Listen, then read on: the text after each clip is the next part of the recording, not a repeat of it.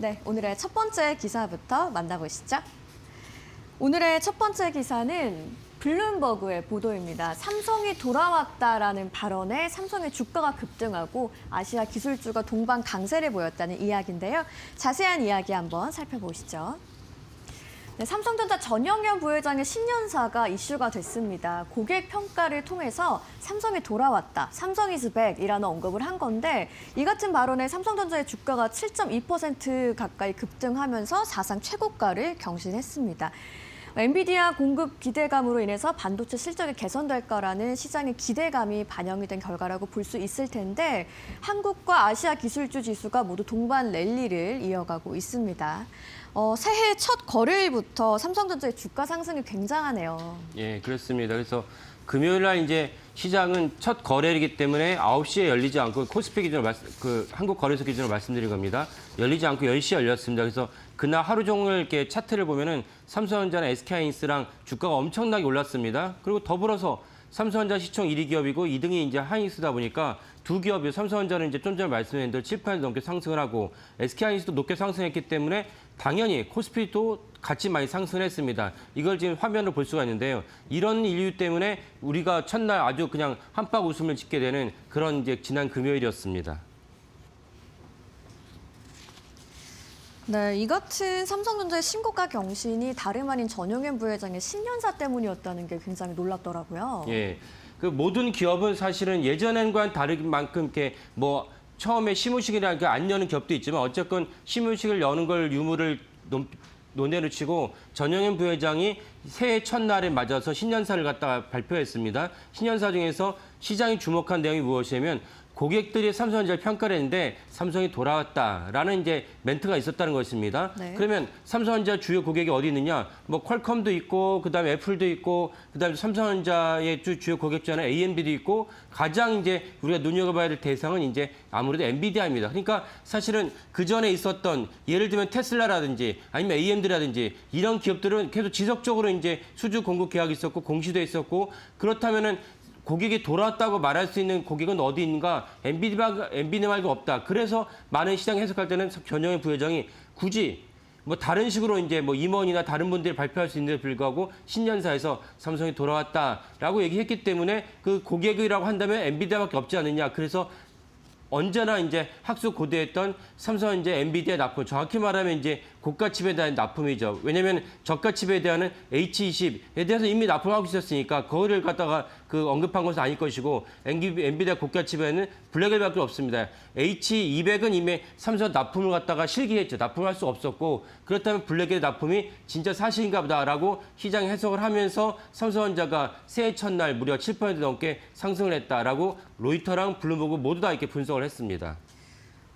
네, 이번 시장의 반응을 보면 삼성전자 엔비디아 납품을 이제 기정사실로 좀 인식하고 있는 것 같아요. 예. 그러니까 전영현 부회장이 엔비디아라는 답변은 없었지만, 엔비디아라는 문자는 없었지만, 아까 말씀드린 그런 맥락으로 봤을 때, 전영현 부회장이 이런 삼성이 곧 돌아왔다라는 어떤 멘트를 했다는 것은 엔비디아 납품이 기정사실로 인식을 했다라고 이제 해석을 한 것입니다. 근데 저는 거기에서 약간 좀 이렇게 신중해야 된다는 입장입니다. 왜냐하면 네. 삼성전자가 그전에도 아까 말씀드렸다시피 H20이 아니고 엔비디아의 H100이라든지 H100, 그다음에 블랙엘에 대한 납품에 대해서 수차례 맨날 얘기했어요.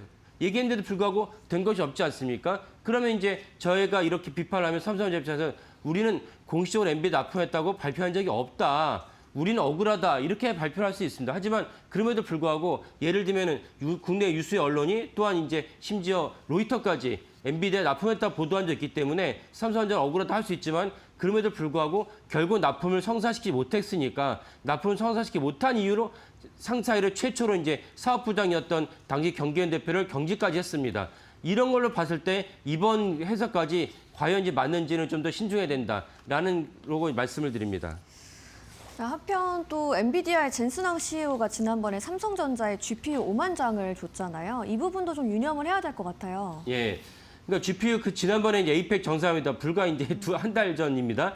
엔비디아 에이펙 정상회담에 맞춰서 엔비디아 CEO가 왔었죠. 젠슨왕이 와서 우리나라에게 무려 26만 장 갖다가 GPU를 공급하겠다 얘기했고 실제 일부가 이미 납품이 돼 있습니다. 그럼 그 중에서 삼성전자가 5만 장을 이렇게 받기로 했는데 여기서 중요한 것이 무엇이냐? 5만 장이라는 숫자는 이게 적은 물량이 아닙니다. 그렇다면 모든 GPU, 엔비디아 GPU에는 짝이 된 HBM이 있어야 되는데 그 엔비디아에서 받기로 한 5만 장이 짝이 되는 HBM은 삼성전자 자사 것을 갖다 공급을 해서 장착을 하는지 아니면은 자존심이 상하지만 하이닉스 것, SK 하이닉스 갖다가 그 납품하는지를 주목해야 됩니다. 왜냐면은 만약에 거기에 5만 장이 하이닉스 것이 아니고 삼성전자 자사 5만 장을 납품을 했는데 그 5만 장이 납품하는 그 HBM도 사실 정상적인 물량으로 봐야 되는지 우리가 정상적인 물량을 한다면 GPU에 해당하는 엔비디아 GPU에 해당하는 물량을 갖다가 공급을 한 다음에 공급한 GPU를 갖고 그 TSMC가 자체적으로 조립을 한 다음에 조립한 완제품을 고객에게 납품하는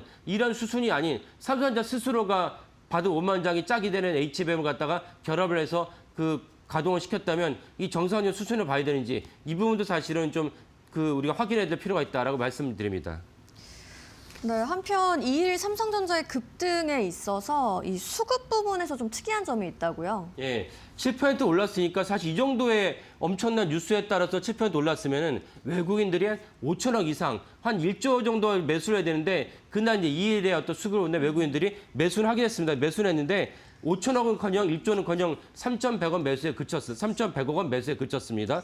기관은 심지어 1,400원 매도했습니다. 그러니까 사실은 아까 말씀드린 대로 로이터나 블룸버그나 또 우리나라 많은 유수의 언론도 전영현 부회장의 신년사가 이제는 삼성전자가 엔비디아 납품을 확실했다는 도장을 찍었다라고 해석했는데 수급은 보면 좀 그렇지 않다라는 점에서 좀 신중해야 되지 않냐라는 생각이 듭니다.